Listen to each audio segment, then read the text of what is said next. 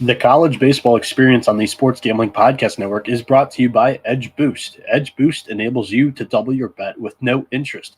So go to sportsgamblingpodcast.com/edge to get started today. And we're also brought to you by Bird Dog Shorts.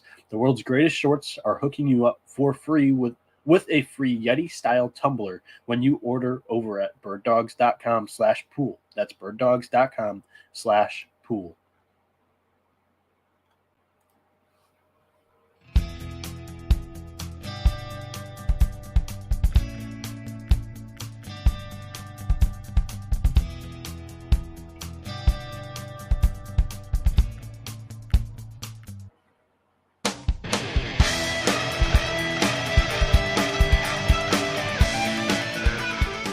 All right, already. Welcome back to a brand new episode of the College Baseball Experience. I am your host, Noah Bieniek, and good morning, college baseball fans. It is 5:10 a.m. No, I'm not coming to you this early because the odds dropped late.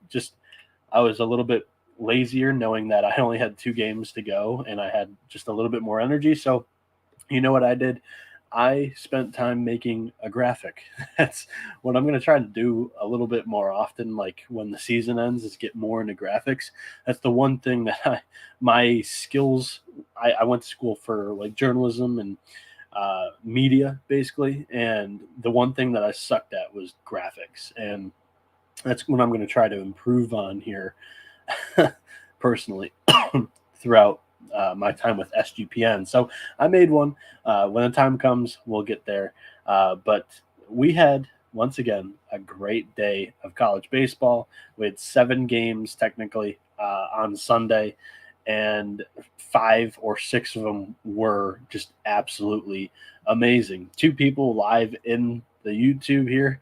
Richard Sims, let's go, 5:10 a.m. And Avetta, she's in the YouTube live. Shout out to Avetta. Met her out in Las Vegas. Very cool. So I'm going to run through a couple of these games just because we only have 2 games on Monday, but I felt that a pod should be out on a Monday morning when people can easily listen to this on a morning work drive. So in the game that finished yesterday, it was delayed because of weather. It was suspended through Saturday to Sunday. Southern Miss had a 4-0 lead over Tennessee. The Golden Eagles survive with a 5-3 victory. And really, like, I'll just touch on the second game here too. Tennessee beats Southern Miss 8-4 in game 2 against Tanner Hall, and that was really surprising to me. I liked Tanner Hall quite a bit more than Chase Dollander. However, Dollander got better as he went on throughout this game. In the 3rd inning, I think he gave up the 4 runs all in 1 inning to Southern Miss. And Southern Miss, honestly, has had just 2 big innings, and those innings came from an error from Tennessee's center fielder. So if you take away those 2 innings, Southern Miss maybe is gone from the Super Regional here, but I mean, there's some magic there. I mean, I've said it all along throughout this tournament that there just is something there when your coach is like signing off at the end of the year, retiring, that you're going to have a couple more good bounces go your way than the other way. So I thought that it was a little bit disappointing that Southern Miss couldn't win it with Tanner Hall on the mound. Blake Burke just deposited one. I think it was 479, 113.9 miles an hour off the bat. And that hit just had Tennessee's offense going.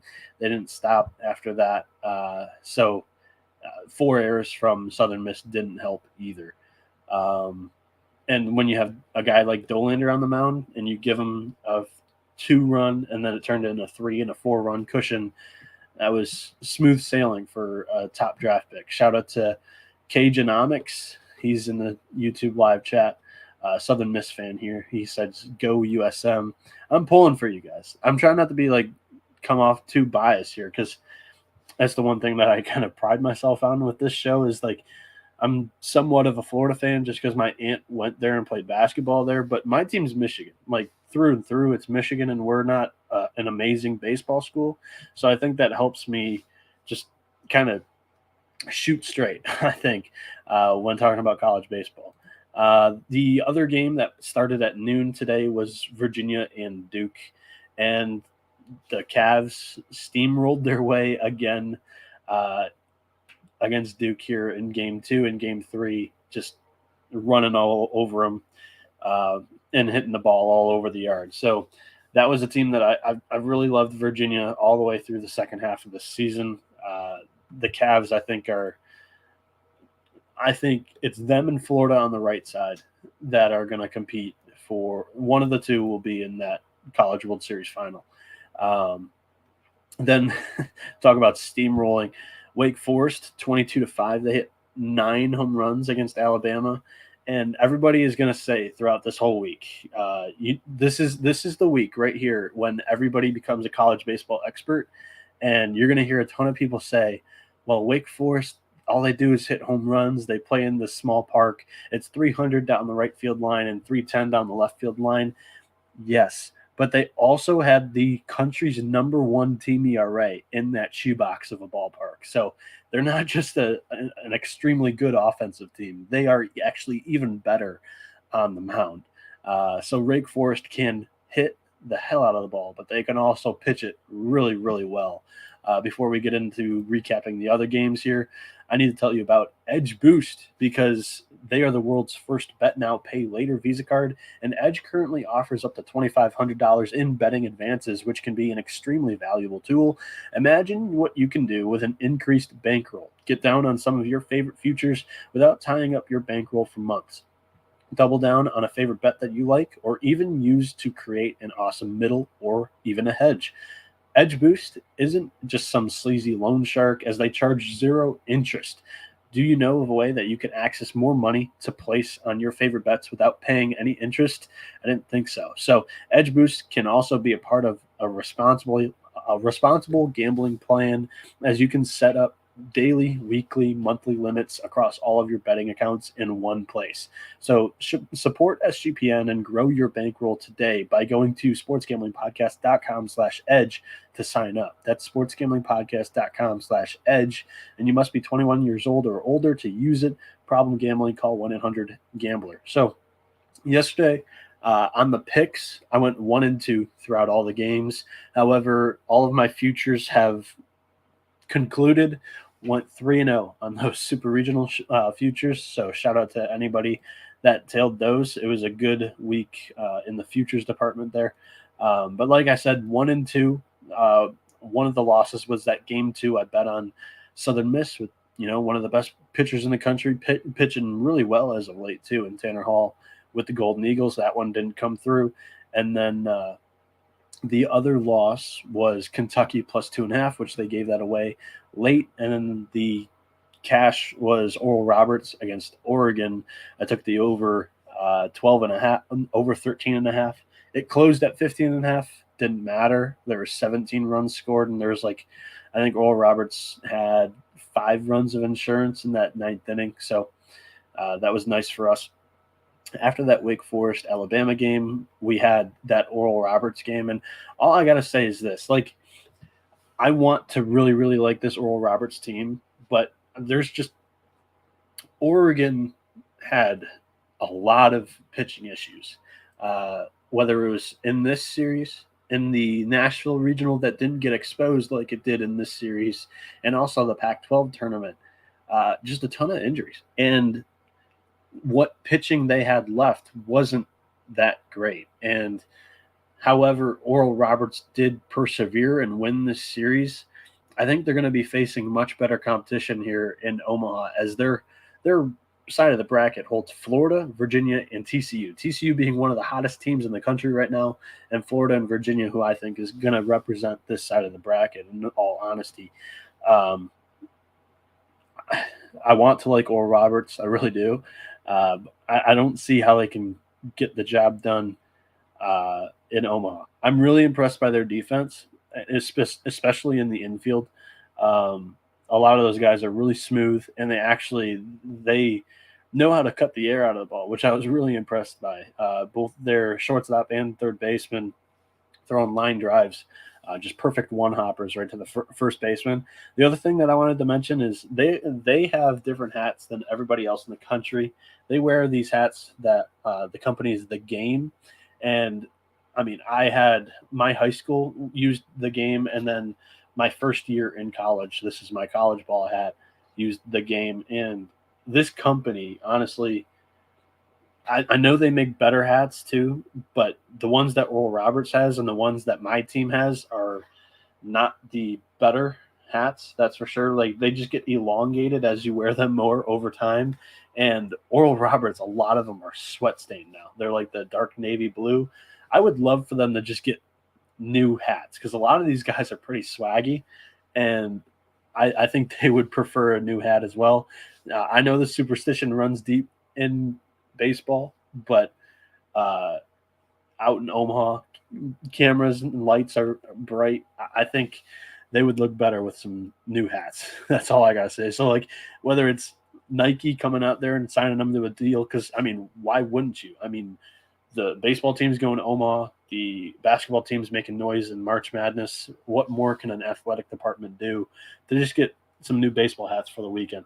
And I'm sorry, I have to apologize. My allergies are still really, really bad. My nose is still running. So those that are watching on YouTube, I'm blowing my nose right now. The other game, I have a trash can over there. Don't worry, I'm not throwing these randomly in my room.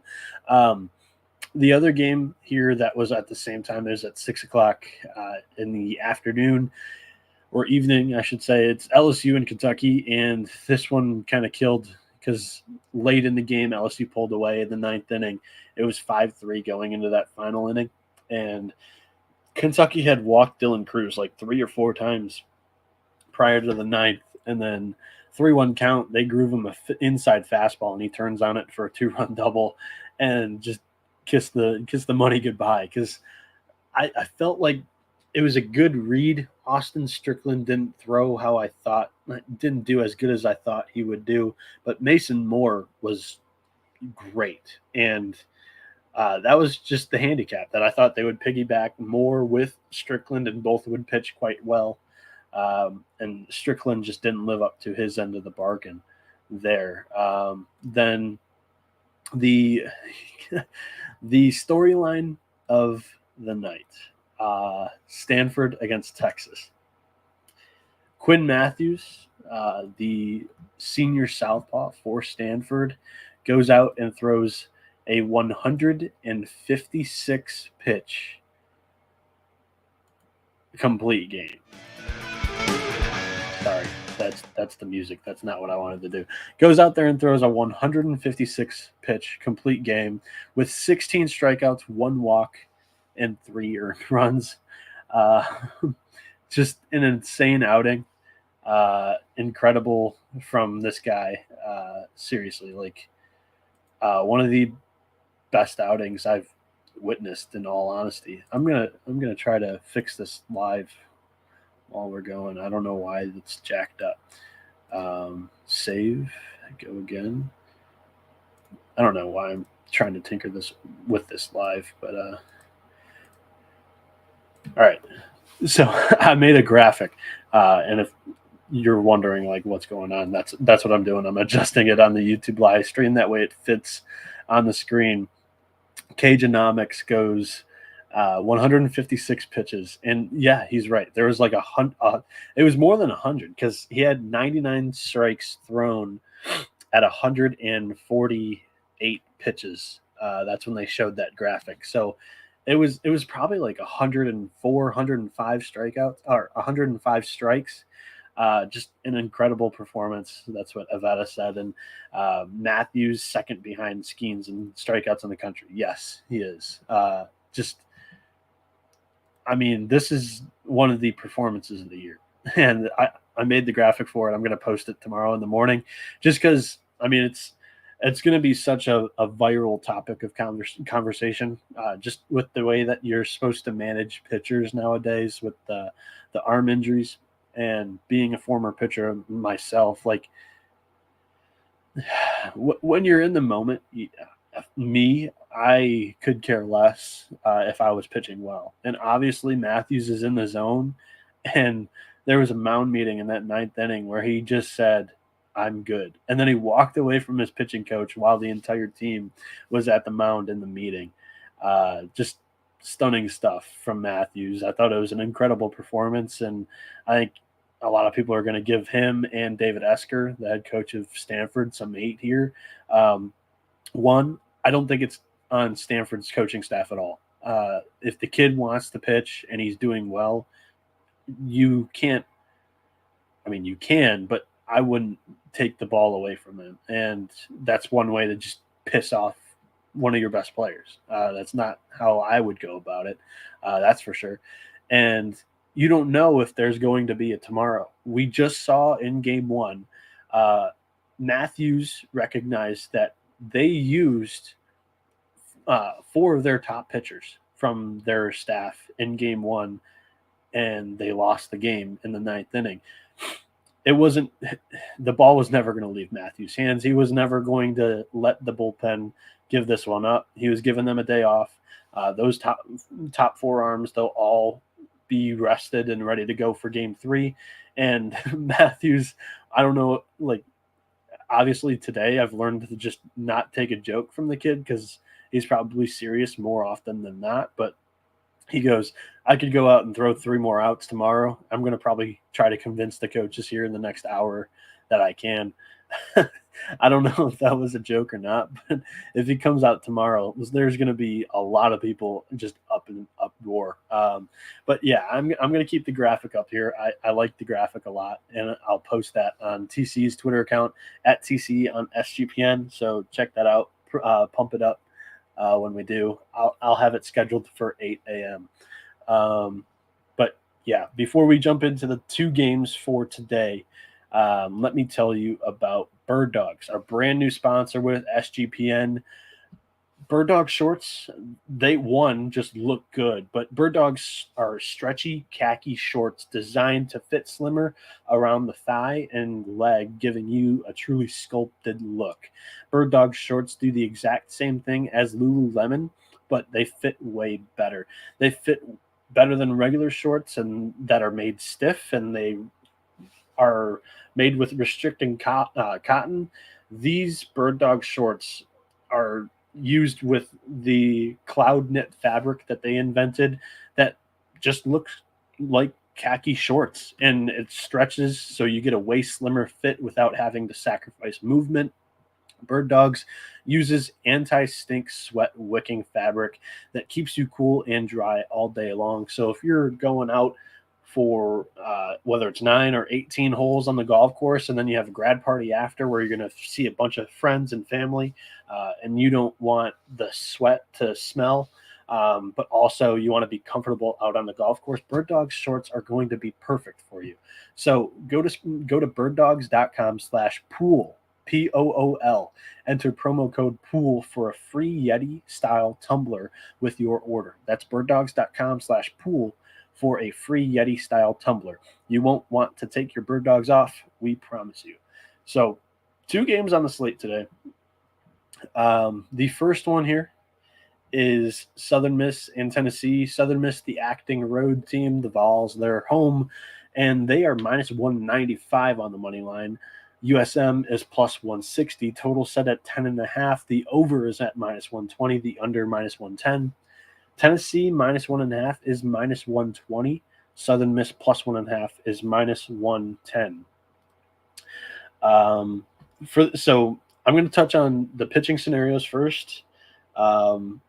Give my assessment on what could happen with their pitching situation here in this game, and then we'll run through the starting pitchers, and then I'll get to the picks. So for Southern Miss, they're the road team. I'll hit on them first. Billy Oldham threw 58 pitches in game 1. Will Armstead threw 13 pitches in the resumed game, and he was yanked pretty early for Justin Storm, who finished the game with 86 pitches. And then in the second game of yesterday, on Sunday, Tanner Hall threw 86 pitches, and Croce Sibley threw 60. So I'm going to cross off Tanner Hall, and I also don't think Justin Storm will pitch here in Game 3 because I think it's important. Storm, he is Southern Miss saves leader with 8, and the next guy with the highest amount of saves is Crow Sibley, who threw 60 in that second game. So Southern Miss, uh, I would say Sibley could throw. There's a chance here, but he threw 60 pitches yesterday. I would say it's a very low chance that we see him in Game 3 here. I think Billy Oldham would actually make an appearance if needed in the late innings for the Golden Eagles because he has appeared in relief 5 times this season, and he has 1 save. So also, Armistead would be a top choice from the pen for Southern Miss here. Uh, in the press conference, Scott Berry said that he would be used for sure here in Game 3, even though he had a bad game in Game 1. He's still planning on running Armstead out here in Game 3. So for Tennessee, Andrew Lindsay started Game 1. He threw 78 pitches. Camden Sewell threw 17. Seth Halverson threw 40. And for Game 2, Chase Dolander threw 111, and Chase Burns relieved with just 10 pitches. I'm 100% sure that we won't see Dolander here, and I'm like 90% sure that we're not going to see Lindsay after 40 pitches. Yesterday, I'd say it's doubtful that we also see Seth Halverson. However, Chase Burns, with a 3.46 ERA in his last 5 appearances, will probably come in again, and there's a good chance that we see Xander Seacrest, 2.57 ERA in his last 8 appearances since May, and A.J. Russell out of the pen, who hasn't allowed a run over the last month through 7 appearances. So along with many others, I feel like those are the most notable names, though, here for Tennessee. I think that their bullpen scenario is in much better shape than Southern Miss's. The starting pitchers here for me, I have one confirmed pitcher by Southern Miss. They tweeted out that Nico Mazza is going to throw. He's on full rest here with a 5-1 record, a 4.13 ERA, 84 strikeouts, 42 walks in 69.2 innings. He has a 6.92 ERA in his last 5 appearances. And for Tennessee, I'm projecting that Drew Beam throws. He's 8-4 with a 4.09 ERA, 72 strikeouts, 20 walks in 72.2 innings, a 2.65 batting average against him, and he has a 7 ERA in his last 4 starts. So, look, if you followed my play earlier this week, we've already hit my future for this series as I took the over 2.5 games. Then I tried to double down with Southern Miss and Tanner Hall in Game 2, but that bricked. So technically, I'm 0 for 2 picking these games because I thought Tennessee would win Game 1, and then Southern Miss would win Game 2. And that's how we would get the Game 3. So if you do the math there, I'm 0-2 on this series. So take my pick with a grain of salt here. But if there was a first 5 over, I would be taking it here because I think that both starters could get touched up quite a bit. I lean the over for the full game, and at the price of plus 160. I just think that there's too much value for me to not recommend to take Southern Miss if you want to play, if you want to bet on this game, because they've been live throughout this series, a couple of big innings here that have given them really good momentum, and they won 4 straight elimination games. They know what it's like to have their backs up against the wall. Southern Miss, also, you got to add in a little bit of that magic with Scott Berry. This is his last ever home game as the head coach of Southern Miss, and he's a plus 160 underdog. I think there's a good chance that Southern Miss actually wins this game. So that's my pick. Southern Miss here, I feel a little bit better about the overs. And I don't know if you can find a first 5 over on a college baseball game. I haven't been able to all season long, but for some that live out in Vegas or that have a local book that does offer it, the first 5 over would be something that I seriously look at in this game between Southern Miss and Tennessee. Now, touching on the second game of the day, this one's at 8 o'clock p.m. Eastern time. The first one, 6 o'clock p.m. Eastern time. We have Texas and Stanford. The Cardinal, minus 125 on the money line. The Longhorns, minus 105. Total set at 12, minus 115 both ways.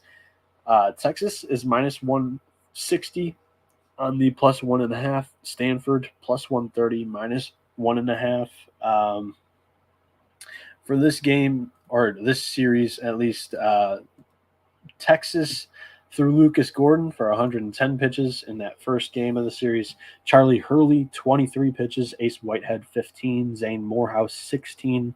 Then in game two, LeBaron Johnson Jr., 97. Travis Staley, 71. Andre Duplantier, 12. And Chase Loomis, 2. So I think that Gordon and LBJ and Staley are done for the weekend, and everyone else would be available here, especially Zane Morehouse, who is their best go-to choice in leverage innings, as he has 7 saves on the year, and he is a 0.90 ERA in his 5 postseason appearances in the Big 12 and NCAA tournaments. So that's a big arm, an important arm here in the handicap here for Game 3 for Texas. And then Stanford. Game 1, they threw, like I mentioned, their 4 top arms not named Quinn Matthews, and they lost the game. It was Joey Dixon for 61 pitches, Drew Dowd for 53, Ryan Bruno 26, and Matt Scott 24. Then in game 2, it was the Quinn Matthews game, and the amount of pitches is labeled next to me here on the graphic. So it was quite the predicament that Stanford put themselves in here in game 2, as they exhausted all of their top reliable options in game 1. However, with a day rest, I think that all of these guys, if needed, could come back and throw. Dixon from 61 pitches could be a little bit questionable. Same with Dowd at 53, kind of pushing it there as well. But Dowd was the best performer out of those 4 pitchers from game 1, and I think that Dowd would come in relief in this game for sure.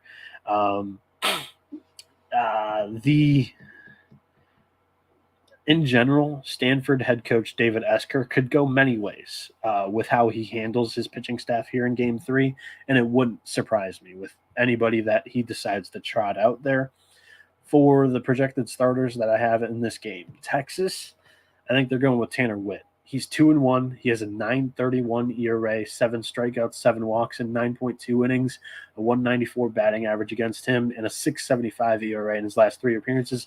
Look, the numbers are what the numbers are, but he's a very talented arm that just came off Tommy John surgery, and they've been staging him back, working his pitch count up, and up every outing he's had. He's thrown, I think, a total of 5 starts. That's why he's only got 9.2 innings. The first one was 15 pitches. The next one was 30.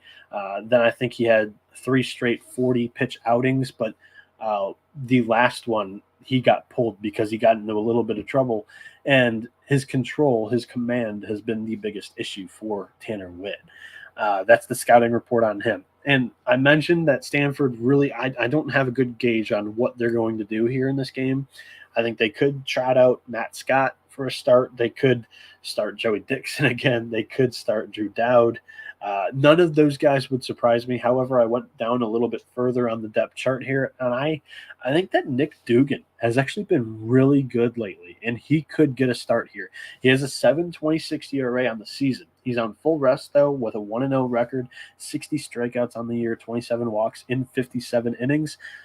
Opponents are hitting .310 against him, but he has a 1.77 ERA in his last 4 appearances. So he pitched like 6.2 innings on the same day in the regional just a weekend ago. And then in the Pac-12 tournament, he had a great start against, I think it was Oregon, and then a good start against Washington. I don't know if it was a start. I think it was a relief appearance for both of those. But he had a great appearance against Washington State in their weekend series right before the Pac-12 tournament. I think Nick Dugan has been their best arm over the last 3 weeks here for Stanford, and I think there's a legit shot that they choose to start him in this game. So I don't think either let me start off by saying I don't think either pitching staff is going to fare too well in this game, and I think it's going to be a firefight between the two lineups. And I think that plays more into Stanford's strengths, and they're averaging 8.14 runs a game in the NCAA tournament.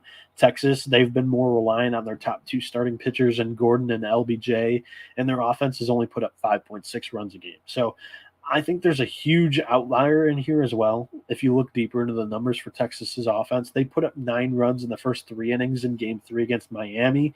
Granted, it's the same scenario. Miami went with a bullpen game against Texas in Texas's 3rd game, but it was Miami's 5th game of the Coral Gables regional. Actually, it was their 4th game of the Coral Gables regional, and Stanford, I think, is going to turn this one into a bullpen game here too. As soon as one guy gets in trouble, they're going to go to the next guy, and it's going to be just an endless train, a relay of Esker handing the ball to a different guy out of the pen here for Stanford. I think that I don't think that Texas is built to win a game that's going to be very high scoring. So I'm going to bet both the over 12.5. That's at minus 115 here. Actually, it's 12. Sorry, the over 12 at minus 115, and then so that's my favorite pick. However, I think I'm going to take Stanford on the money line as well at minus 125 as my second favorite pick,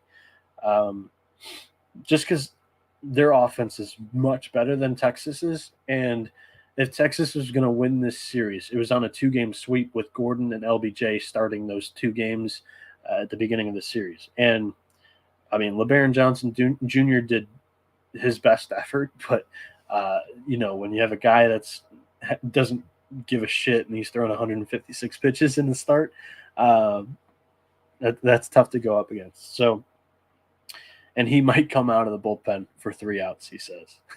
You never know with some of these kids. So I like Stanford to win the game. I love the over. So that's my favorite pick of the day, the over 12, minus 115.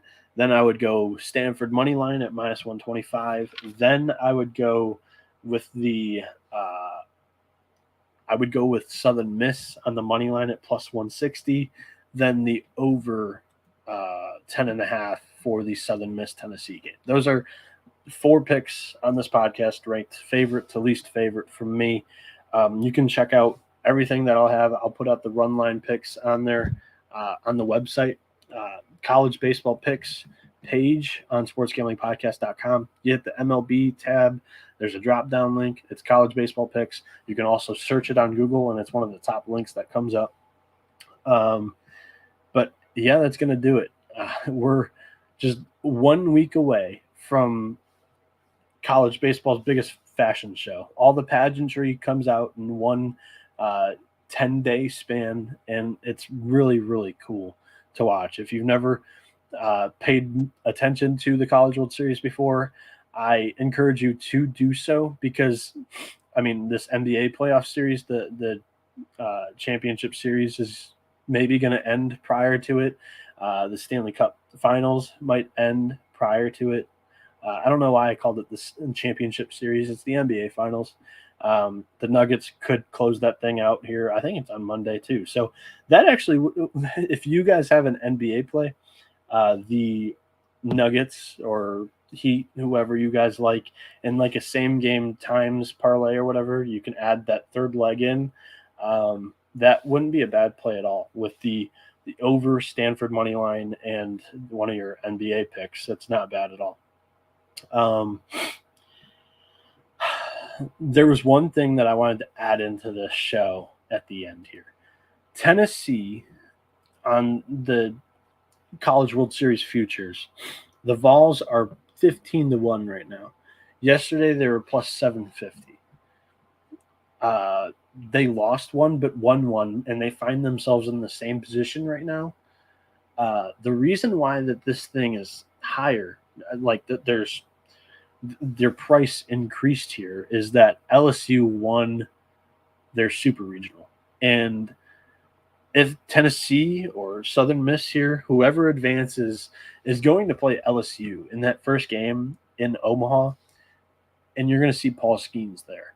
And that's almost like what? There's been 2 teams that have beaten Paul Skeens this year.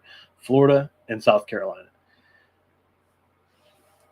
I would probably say that LSU beats whoever they face in that game. They send them down to the losers bracket. Tennessee would then, if Stanford gets to Omaha, they're not going to throw Quinn Matthews in game one. He wouldn't be on full rest. And they know they have multiple games that they'll have to play here. So they won't throw Matthews in game one. They'll throw whoever, Joey Dixon or Drew Dowd or, somebody of that nature. And then Matthews would throw game two in the elimination game against either Tennessee or Southern Miss. So I've said all year, I don't think LSU's built to win the College World Series. And I don't think Stanford is either. I think their offense is great, and it might get them to the bracket final. I think Tennessee's the legit threat to Wake Forest on this side of the bracket. However, you get Paul Skeens game one, Quinn Matthews game two. That's the reason why this thing's at 15-1 right now. And I have a future on Southern Miss, and I'm kind of hemming and hawing on whether I jump in on Tennessee at 15-1 right now, because that would give me 4 teams in Omaha that I have a championship future on, and it gives me a 50% chance of profit in Omaha. So I'd be wondering what everybody else thinks of that. Tweet at me whether you like the proposition on Tennessee to win it all if they get there. I already have Southern Miss, so you don't have to worry about that. I don't love their chances if they do get there. However, it's just nice to have 2 teams on each side of the bracket. That's not how I planned it, but I'll take it for sure. But Tennessee 15-1 with the possibility of facing Paul Skeens and Quinn Matthews in their first 2 games. Hit me up. 15-1. I don't think I like it. But to have 4 teams there, I assume that if Tennessee beats Southern Miss here in game 3, that this price probably goes shorter than 10-1 for sure. I think it probably goes down to like a 7-1 price. So the time to take it is right now prior to the Southern Miss game. Tennessee's minus 195 to win against Southern Miss. Let me know. Tweet at me at 77NB, the word 70, the number 7. The show on Twitter is TCE on SGPN. Also, SGPN has plenty of contributors that are doing the same thing that I am with all of their niche sports as well. We have horse racing, we have NASCAR, we have F1, NBA, MLB, MLS. I heard that Messi just signed with I think it was Miami from the MLS. So check out their show. But yeah, that's going to do it for me here. You've been experiencing the better side of college baseball with the College Baseball Experience. Adios, amigos.